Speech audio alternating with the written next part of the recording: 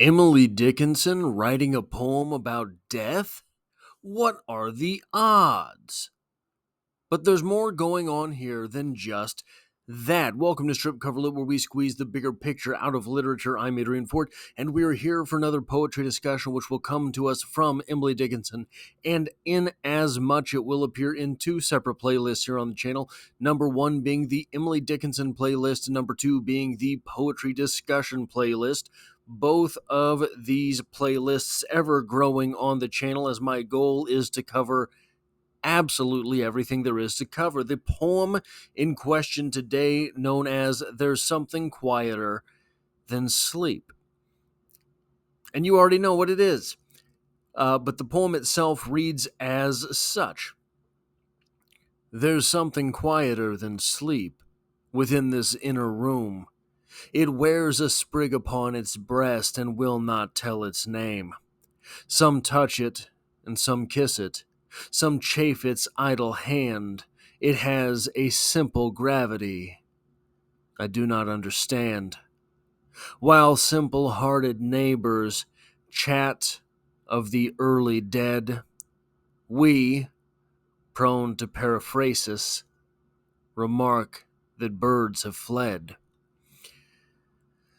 Now, obviously, sort of looking at the poem on the surface level, what you've got is a poem about death. You've got a poem about dying and those left after the death to deal with the ramifications thereof, right?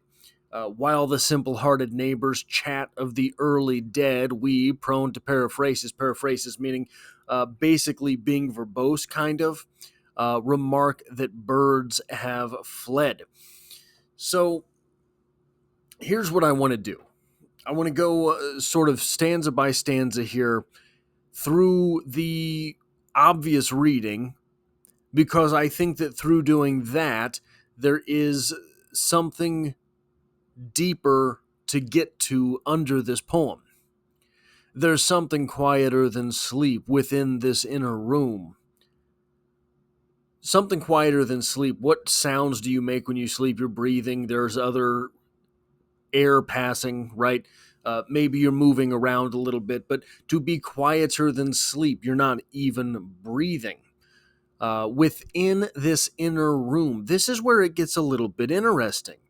Within what inner room? So if we are allowing that poetry is metaphor, largely and maybe first and foremost, to put on the sleeve of this poem, if I could use cliche, if it will be forgiven, to put on the sleeve of this poem that it is about death is to say that death is a metaphor for something else. Within this inner room. Now, the world in which Emily Dickinson lived, not everybody was dying at the hospital.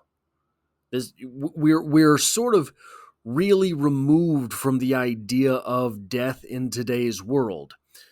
And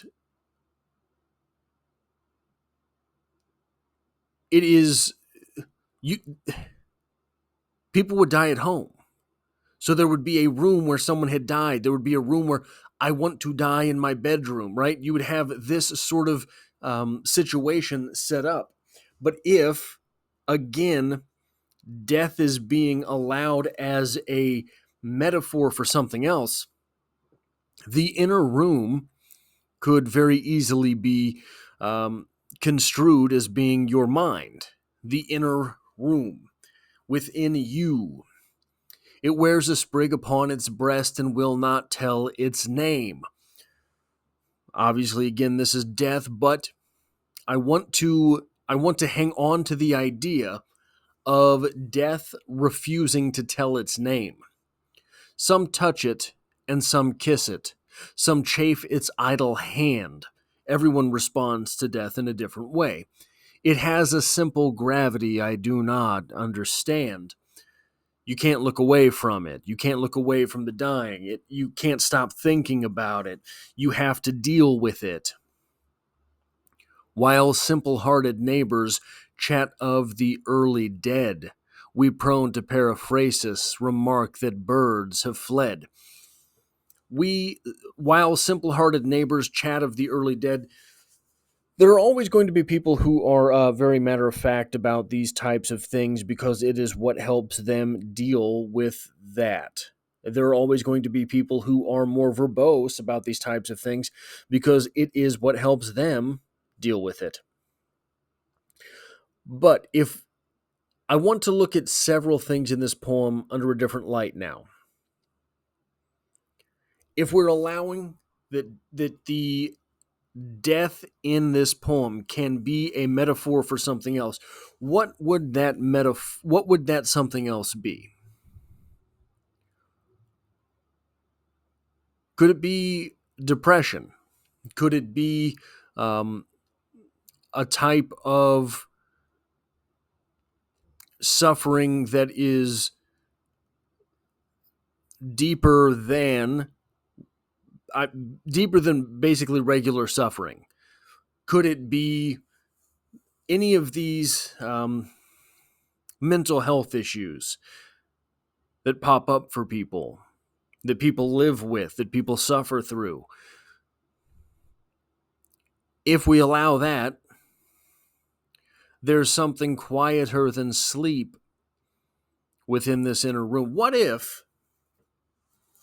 this idea that we're dealing with here is the complete loss of emotion? Not life, but when you're in that place and you don't have feelings anymore, you don't have emotions anymore, you don't experience things anymore, it kind of feels like it's life. It kind of feels like, yeah, you might wake up, but you're not alive. It wears a sprig upon its breast and will not state its name. If you're in that place, what are the odds that you want so much as to state your name? What are the odds that you want so much as to have that simple conversation? Wears a sprig upon its breast. But why say that if what we're talking about is something akin to depression or dissociation or something like that? Well, oftentimes what people will do is do whatever they have to get through the day and not be noticed. If it's the season, if it's the time for wearing a sprig upon your breast, you'll do it. I just hope no one asks you why. Some touch it and some kiss it, some chafe its idle hand. There are always different reactions to this sort of thing. And if you're suffering through something like that, those who care about you are suffering through it as well. What are the odds that they know exactly the right way to react, the right way to treat you? It has a simple gravity I do not understand. There is, it seems, to many of these afflictions, once someone has fallen down that trap, a type of learned helplessness where they believe that what they have, the way they feel, the way they treat themselves, the way that they are in a larger manner, that is what they are, that is what they get, that is what they deserve, and they don't deserve anymore. You cannot escape from those feelings. You cannot escape from that place. While simple-hearted neighbors chat of the early dead. If you are going through one of these afflictions, what are the odds that the neighbors don't just think you're lazy? Oh, that boy might as well be dead. Doesn't get out and do anything. Oh, what is she doing with her life? May as well be dead. That's what people say, this sort of thing all the time.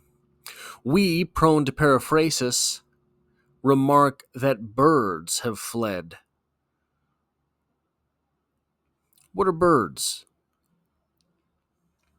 Birds are lively. They wake you up.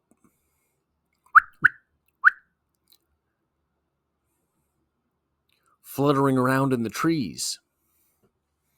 Birds are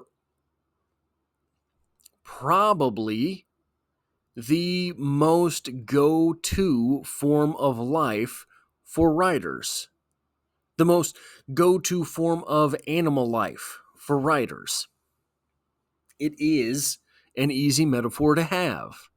Bluebird by Charles Bukowski, The Raven by Edgar Allan Poe.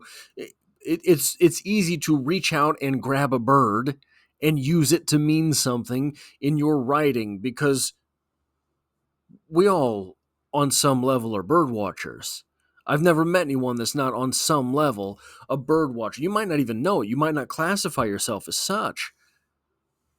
But when those birds are around, you will look at them. The birds have fled. Is that a strong metaphor for death? Or is it a stronger metaphor for when do the birds flee? The birds flee in winter. They fly south for the winter. The winter could be death, sure, but the winter's also very cold. The winter is known for isolation.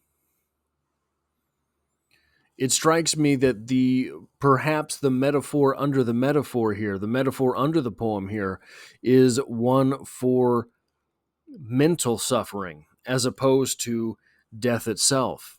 So that is what I have for this poetry discussion. If you like or appreciate what it is that I do here, hitting the like button really does help me out, as it tells YouTube to share this video with other literature lovers. If you find yourself here by chance but not design, there is poetry on the channel every Monday. So be sure to come back for that. And as always, I hope to have you back for the next one.